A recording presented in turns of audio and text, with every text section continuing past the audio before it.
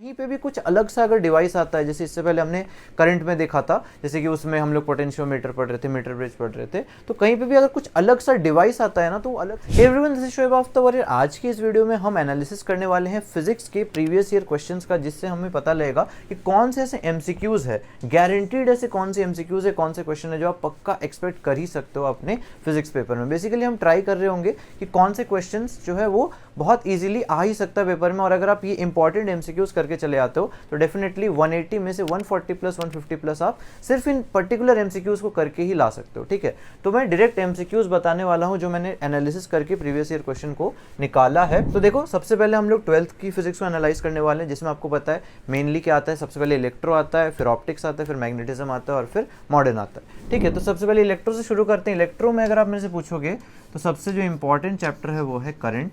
और करंट में देखो कौन कौन से क्वेश्चन सबसे इंपॉर्टेंट है। सबसे पहला है हीटर। यार इलेक्ट्रिक हीटर आपको दे दिया जाता है, आपको पैरेलल कॉम्बिनेशन देते हैं, आपको सीरीज कॉम्बिनेशन देते हैं, और फिर पूछा जाता है कि इसका टाइम बताओ कि टाइम कितना लगेगा हीट करने में। पहले इतना T1 टाइम लग रहा था, दूसरे वाले में T2 टाइम लग रहा था, अब कंबाइन कर दिया पैरेलल में या कंबाइन कर दिया सीरीज में, अब इफेक्टिव टाइम बताना। तो ऐसे क्वेश्चन बहुत पूछे जाते हैं। फिर इलेक्ट्रिकल जो डिवाइसेस, जो करंट इलेक्ट्रिसिटी में जो डिवाइसेस हैं, जैसे कि पोटेंशियोमीटर हो गया, मीटर ब्रिज हो गया, इसमें से बहुत क्वेश्चन पूछते हैं, तो यहाँ पे भी ये भी इंपॉर्टेंट हो गया। ठीक है, इसके अलावा कलर कोडिंग हो गया।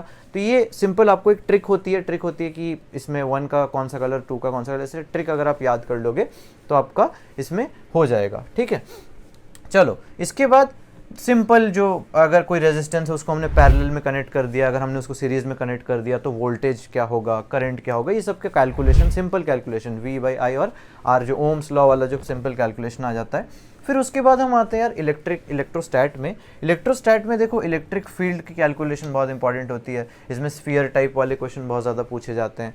फिर आ गया इलेक्ट्रिक डाइपोल। तो इलेक्ट्रिक डाइपोल से क्वेश्चन बहुत बार नीट में आ रहा है और काइंड ऑफ आप एक्सपेक्ट कर सकते हो। इलेक्ट्रोस्टैट वैसे तो इतना ज़्यादा इंपॉर्टेंट नहीं है करंट के कंपैरिजन में, बट उसमें भी अगर आप मेरे से पूछोगे तो इलेक्ट्रिक फील्ड, इलेक्ट्रिक डाइपोल बहुत ज़्यादा मैं इंपॉर्टेंट कहूँगा। ठीक है, चलो कैपेसिटेंस में मेनली यार सिंपल क्वेश्चंस ही आते हैं कि पैरेलल में है, सीरीज में है तो क्या होगा, और आपको बस वो फॉर्मूलेज याद करने हैं। फॉर्मूले से याद आया यार, आप मेरे टेलीग्राम ग्रुप को ज्वाइन कर सकते हो, वहाँ पे मैंने एक हैंडबुक डाल रखा है, आप उसके डॉक्यूमेंट सेक्शन में चले आना, वहाँ पे आपको हैंडबुक मिल जाएगी। हैंडबुक से आप पूरा रिविजन कर सकते हो। ठीक है, अपार्ट फ्रॉम दैट मैं हर रोज़ 10 क्वेश्चन डालता भी हूँ, हर रोज़ 10 क्वेश्चन डालता हूँ ताकि आप उस चीज़ को पूरा प्रैक्टिस कर सको।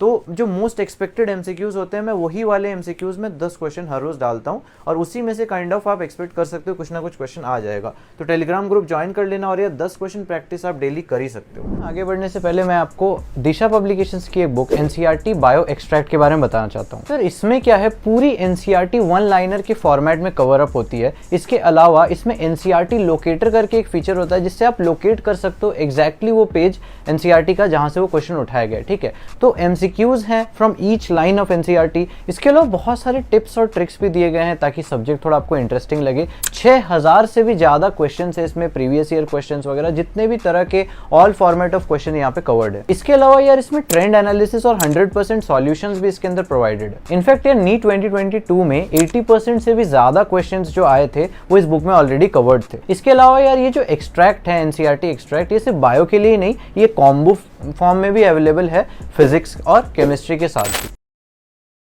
इसके बाद हम आते हैं अगले यूनिट में, और अगला यूनिट क्या है हमारा, मैग्नेटिज्म। तो यार मैग्नेटिज्म में देखो कौन कौन से क्वेश्चंस मोस्टली इंपॉर्टेंट है। अर्थ मैग्नेटिज्म से अगर आप में से पूछोगे तो एंगल ऑफ डिप बहुत ज़्यादा पूछा जाता है। इसके अलावा एम्पियर सर्क्यूटल लॉ, इसमें से आप डेफिनेटली पक्का एक नए क्वेश्चन एक्सपेक्ट कर सकते हो। मैग्नेटिक फील्ड कैलकुलेशन वैसे तो अलग अलग वायर्स के होते ही, अलग अलग वायर्स का पूछते ही हैं, बट उसमें भी अगर आप पर्टिकुलरली पूछा जाए तो मैं कहूँगा कि यार सॉलिनॉइड में से वो डेफिनेटली पूछ सकते हैं, क्योंकि कहीं पे भी कुछ अलग सा अगर डिवाइस आता है, जैसे इससे पहले हमने करंट में देखा था, जैसे कि उसमें हम लोग पोटेंशियोमीटर पढ़ रहे थे, मीटर ब्रिज पढ़ रहे थे, तो कहीं पे भी अगर कुछ अलग सा डिवाइस आता है ना तो वो अलग से डिवाइस में से क्वेश्चन पूछना पसंद करते हैं। ठीक है, तो यहाँ पे इसलिए सॉलिनॉइड का अलग से थोड़ा देख लेना। फिर जो मैग्नेटिक मटेरियल्स वाला सेक्शन है, डायमैग्नेटिक कौन सा है, पैरामैग्नेटिक कौन सा है, फेरोमैग्नेटिक कौन सा है, उसमें क्या क्या डिफरेंसेस होते हैं, बस आपको ये पता होना चाहिए। ठीक है, फिर एक हिस्टेरेसिस कर्व आता है जहाँ पे हम वही देखते हैं कि यार एनर्जी का लॉस हो रहा है या एनर्जी स्टोर हो रही है, तो ये सब हिस्टेरेसिस कर्व एक बार देख लेना। फिर ट्रांसफार्मर से क्वेश्चन आप डेफिनेटली एक्सपेक्ट कर सकते हो। फिर LCR सर्किट हो गया, और लास्ट में इंडक्टर हो गया। ठीक है। तो ये जितने भी एमसीक्यूज मैं बता रहा हूँ ये अगर आप कर लोगे तो पूरा का पूरा मैग्नेटिज्म यूनिट जिसमें 3 चैप्टर है, ठीक है, वो सब आपका कवर हो जाएगा। अब हम आते हैं यार ऑप्टिक्स वाले यूनिट में। ऑप्टिक्स वाले यूनिट में फिर से जैसे कि मैंने बोला डिवाइसेस पे अगर एम्फेसिस है तो किसी का भी डिवाइस हो, किसी भी यूनिट का डिवाइस हो, वो पक्का पूछा जा सकता है। तो माइक्रोस्कोप और टेलीस्कोप ढंग से पढ़ लेना एक बार। माइक्रोस्कोप और टेलीस्कोप के जितने भी एमसीक्यूज बनते हैं वो डेफिनेटली एक बार कर लेना, ठीक है। लेंस का कॉम्बिनेशन डेफिनेटली पूछा जा सकता है, ठीक है। लेंस कॉम्बिनेशन हो गया, पावर हो गया, पावर, इसके अलावा spherical mirrors, spherical mirror, spherical lenses, बहुत टाइप के क्वेश्चन बन सकते हैं। चलो इसके बाद प्रिज्म, प्रिज्म पे यार डेफिनेटली हर एक बार क्वेश्चन बन रहा है, प्रिज्म में क्या चेंजेस होंगे अगर एक लाइट इंसिडेंट हो रहा है, उसके बाद वो म्यू के अकॉर्डिंग कैलकुलेशन हो सकता है, एंगल का कैलकुलेशन हो सकता है, तो बहुत सारे कैलकुलेशन बनते हैं। इवन प्रिज्म के कॉम्बिनेशन भी कई बार दे देते हैं बट वो इतना इंपॉर्टेंट नहीं है, बट सिंपल प्रिज्म के क्वेश्चन डेफिनेटली बन सकते हैं। इसके बाद वाईडीएसी, वाईडीएसी से हर साल क्वेश्चन बन रहा है और वाईडीएसी इस साल भी आ सकता है, हाई प्रोबेबिलिटी है। फिर सिंपल रिफ्रैक्शन हो गया, म्यू हो गया, एंगल हो गया, ये सब चीज़ें सिंपल रिफ्रैक्शन वाली भी आ सकती है। सेमीकंडक्टर पे ट्रांजिस्टर देख लेना, ट्रांजिस्टर में बायस देख लेना, फॉरवर्ड बायसिंग हो गया, बैकवर्ड हो गया, फिर डोपिंग हो गया, डोपिंग कहाँ पे कितनी ज़्यादा है, ये सब चीज़ें डेफिनेटली पूछी जाती है। तो इस ट्रांजिस्टर देख लेना। ट्रांजिस्टर के अलावा एन टाइप और P type, N type P type कहाँ इलेक्ट्रॉन ज़्यादा है, कहाँ पे होल ज़्यादा है, तो ये सब चीज़ें एन टाइप और पी टाइप पे भी सिंपल टाइप क्वेश्चन बनते हैं।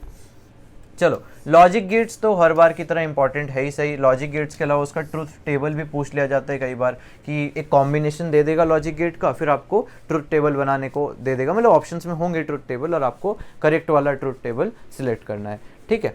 एम्पलीफायर देख लेना, एम्पलीफायर में मेनली वोल्टेज गेन पूछेंगे या करंट गेन पूछेंगे, एम्पलीफायर भी आ सकता है यहाँ से। पीएन जंक्शन वाले क्वेश्चंस तो डेफिनेटली यहाँ से पूछे जाते ही हैं। चलो इसके बाद हम आते हैं मॉडर्न में।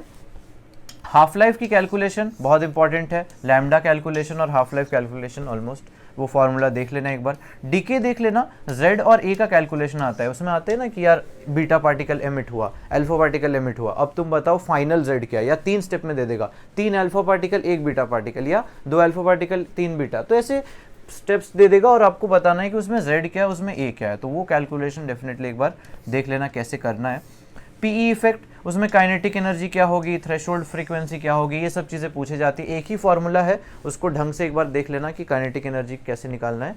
इसके अलावा de Broglie wavelength, de Broglie wavelength भी इंपॉर्टेंट है, छोटा टॉपिक है बट वहाँ से क्वेश्चन डेफिनेटली हर बार ही बनते हैं। एक ही फॉर्मूला आएगा बट वो हमेशा इंपॉर्टेंट है, एक ही फॉर्मूला के डिफरेंट वेरिएंट्स होते हैं, वो आप देख सकते हो, हैंडबुक से भी चेकआउट कर सकते हो, मेरे टेलीग्राम ग्रुप पे सब मिल जाएगा, ठीक है।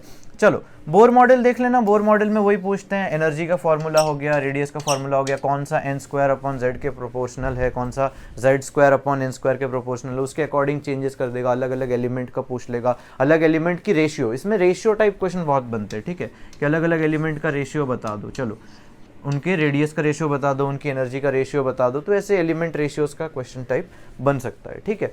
इसके अलावा रदरफोर्ड स्कैटरिंग कुछ पीवाईक्यूज में आ रहा है, काफ़ी मतलब पुराने पीवाईक्यूज में तो काफ़ी क्वेश्चंस है, रिसेंट में इतने ज़्यादा नहीं है, बट फिर भी आप रदरफोर्ड स्कैटरिंग से भी एक आध क्वेश्चन एक्सपेक्ट कर सकते हो, ठीक यार। तो इतना ही है बेसिकली, तो मैंने मोस्ट इंपॉर्टेंट एमसीक्यूज बता दिए 12th क्लास के। अगर आप चाहते हो कि मैं 11th का ही बता दूं, क्योंकि मैं 11th का बता सकता था एक ही वीडियो पे, बट वीडियो काफ़ी लंबा हो जाता, तो मैंने सोचा कि यार मेनली मैं अभी 12th का बता देता हूँ, 11th का मैं एक सेपरेटली वीडियो बना दूंगा। और तो यार मिलते हैं अगले वीडियो में, तब तक के लिए बाय बाय।